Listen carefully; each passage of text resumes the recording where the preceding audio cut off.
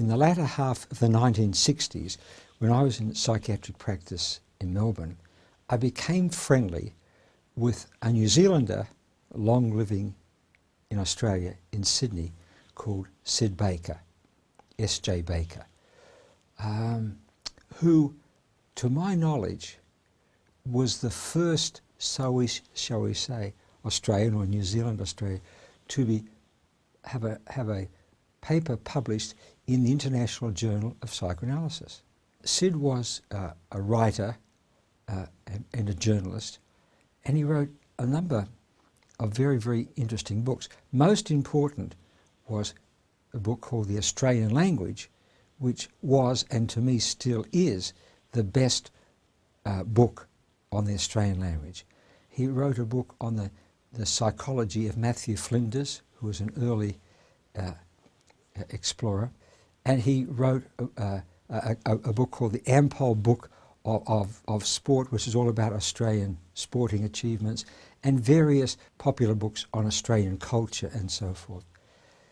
But he also wrote quite a number of very, very fine psychological studies, particularly in relationship to language and thought, which were published in very reputable overseas journals, very reputable journals.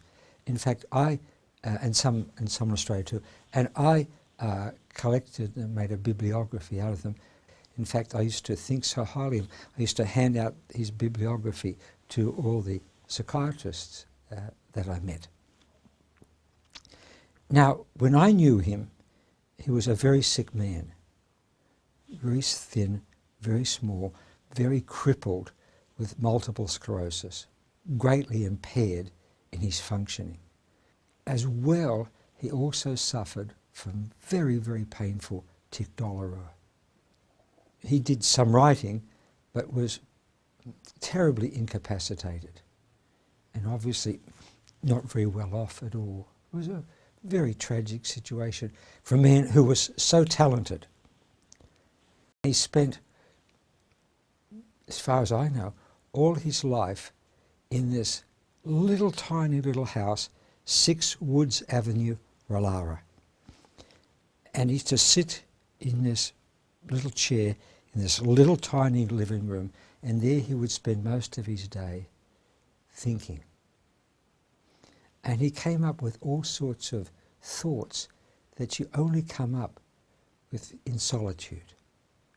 Now, it's many, many years since I've read his paper that was published in the International Journal of Psychoanalysis, but I'll try to tell you a little about it if memory serves me right. He wrote about what words the Maoris used when they first saw the white man. And it was also psychoanalytically perfect. For example, when they first saw a rifle, they called it, if memory serves me right, white man's penis that goes bang. And when they first saw a cat, they called it by the word for female genitalia. And he used to tell me, if you really want to understand language, you have to look at dictionaries which are not part of the Indo-European tradition.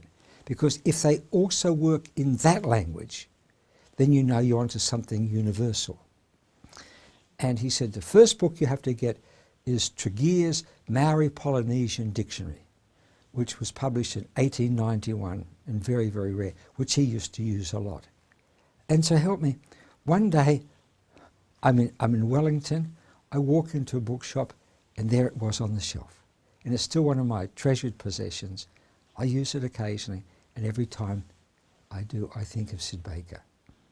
And he used to clinch things by going to, say, a Tongan dictionary and see if what we thought from our Indo-European derived languages still worked there. One day I get an urgent call, I think from his wife. I must come up to Sydney straight away. Sid is in hospital in Sydney and looks like dying. So I catch the next plane up. I get there about 9 o'clock at night, and he is in whatever they called intensive care back in those days. And the doctor, the young doctor, said to me, he's had 3 cardiac arrests. If he has another, we're going to let him go. And I raced out to King's Cross, to the Craftsman bookshop, which used to stay open late on Macleay Street. And I bought the paperback edition of the Australian language. And I take this book in my hand and I go straight up to the doctor and I say, this is why you have to keep him alive. But he didn't have another cardiac arrest.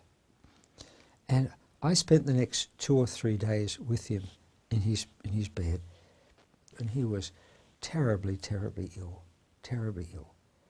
and had, you can see, no reason to live. He couldn't see any reason to live. I could, he couldn't. And he motioned me over to the bed, put his hand over the tube.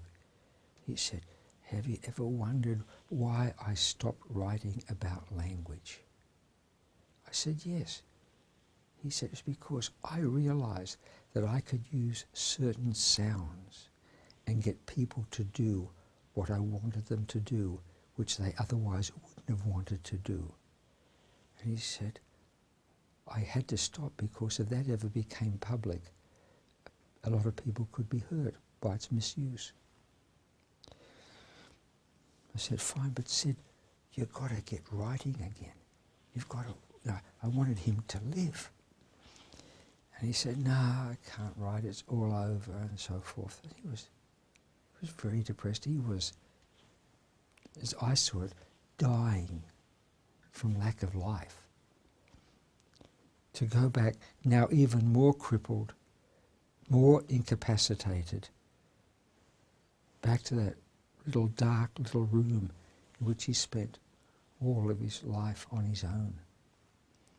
And so I said, Sid, you've got to write some more papers. You have so much in you, so much. No. So in the end, he said, how can I write? I can hardly talk. How can I write? I said, don't worry. I will send my secretary up from Melbourne every weekend to take your dictation. Then she'll go back and she'll type it up, come back to you the next week and have it corrected and so forth. And over a period of quite a few weeks, he wrote 2 fantastic papers, very, very insightful papers on language. One of his papers was called The Quark of Language. And he was looking for what is the baby's first meaningful sound. What do I call the ua of all speech? And he said it's the sound. Like you might think of it more like UH than AH, but a little bit between the two. It's more like butter than, say, father. And the tongue is back and coming forward just a little. He said, this is the first communication. And then he went through all the dictionaries and he showed how that mother, and so it's there. That sound is the most primitive sound. And I remember him taking a Tongan dictionary down from the shelf and showing me it was there, and it was here, and it was there. And he started to come alive again. Then when I left Australia, we broke off contact except for one letter later.